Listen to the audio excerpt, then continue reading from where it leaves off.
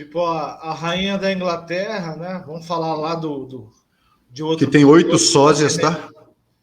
Então, isso que é incrível, né? Ela está com 300 anos, né? E continua ali, não acontece nada com ela, né? E assim, a questão do. Quando a gente vê monarquia, que nem na Inglaterra, parece que você até citou no momento da nossa conversa essa questão do sangue real, né? Do sangue azul. Então, realmente, pelo que você estudou, isso aí existe mesmo, né? E quando a Existe. gente tem república, democracia, como aqui no Brasil, Estados Unidos, mas vamos falar dos Estados Unidos. Todos os presidentes que entram lá são esses, ou eles são controlados por alguém. Se não é, é controlado. Tá? O George Bush, por exemplo, ele faz parte da Irmandade Caveira e Ossos, né?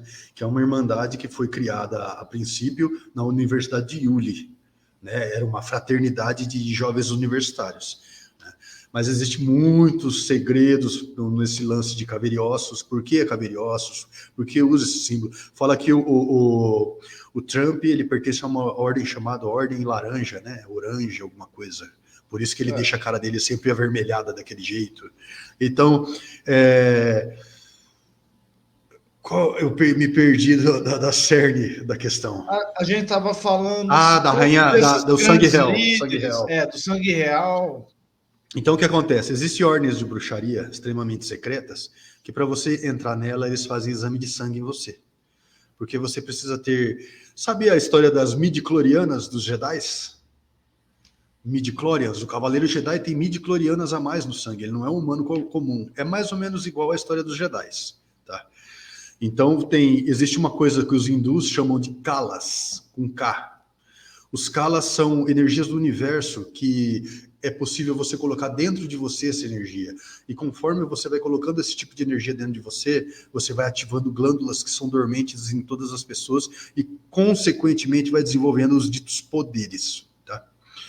Então, o iniciado tem 38 kalas, o não iniciado tem 16, tem uma numeração lá, entende?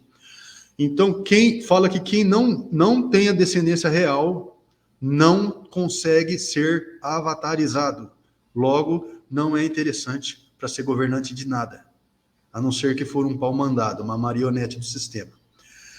A família real, ela tinha, antigamente, provavelmente ainda tem, mas mentem que não, deles copularem só entre si, para que não fosse pervertido o sangue.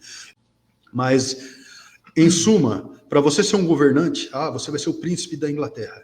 Você passaria por um monte de rituais preparatórios secretíssimos que preparariam você como ser humano energeticamente, intelectualmente, fisicamente, psicologicamente, para ser avatarizado por quem verdadeiramente vai governar o mundo no corpo daquele príncipe. Entende? Nunca é um humano que vai governar. Por isso são famílias reais. Sangue real, sangreal. A taça da história de Jesus, que é dito lá pelo cara que fez os livros da...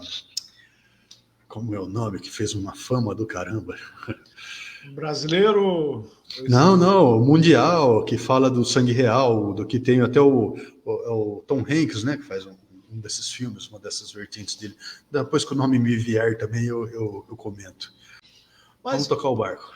Tá, vamos tocar o barco. Então, todos esses grandes líderes mundiais, eles ou são comandados, ou eles são Comandantes. uma linhagem diferente. E como é que o Hitler chegou lá? Já que o Hitler era um maluco, né? Como é que ele chegou lá? Às vezes acontece de alguém fora do sistema, vamos dizer assim, chegar lá e aí deu merda, né? É evidente que deu merda e das Proposital, inclusive. grandes. Proposital, inclusive. Como é que um cara daquele chega lá, Alberic? Assim, qual que é a sua visão que conduziu? A gente sabe que tem aquele negócio do final da Primeira Guerra, o Tratado de Versalhes, que deixou a Alemanha numa situação muito desconfortável financeiramente, humilhada, e aí criou espaço para surgir um louco igual o Hitler, e o Hitler chegou ao poder. Mas Tem alguma outra coisa assim que a gente pode acrescentar a essa história?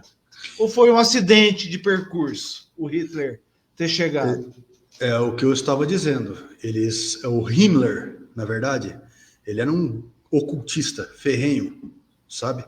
Ele guiou a mente de Hitler, ele guiou a SS, ele fez a SS nazista, ela era como uma ordem secreta, uma ordem oculta, tá?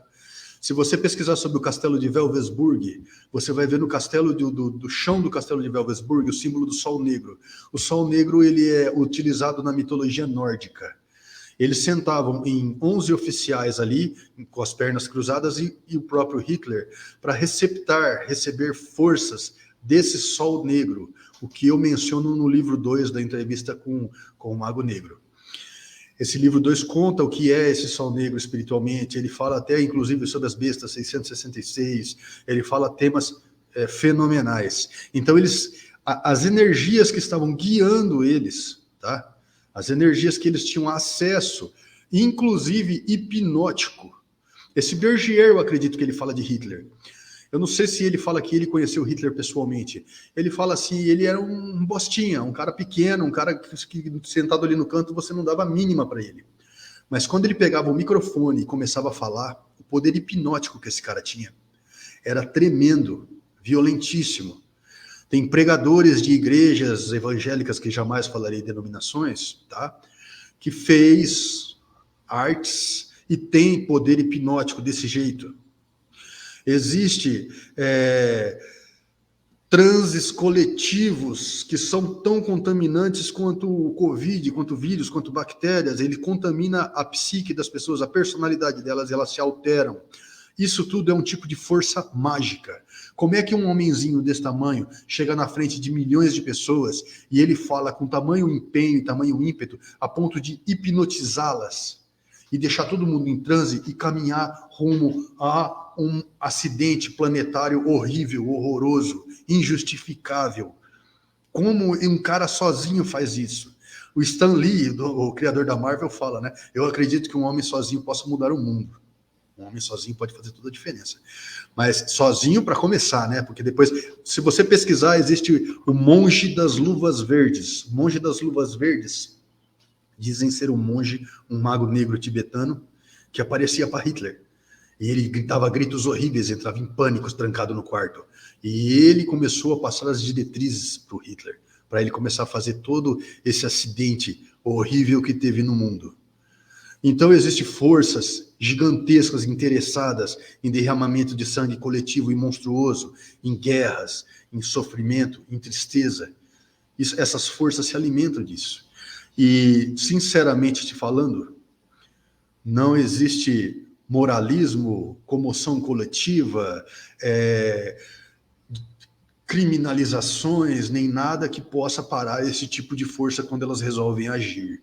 A coisa é monstruosa e tem um poder absurdo.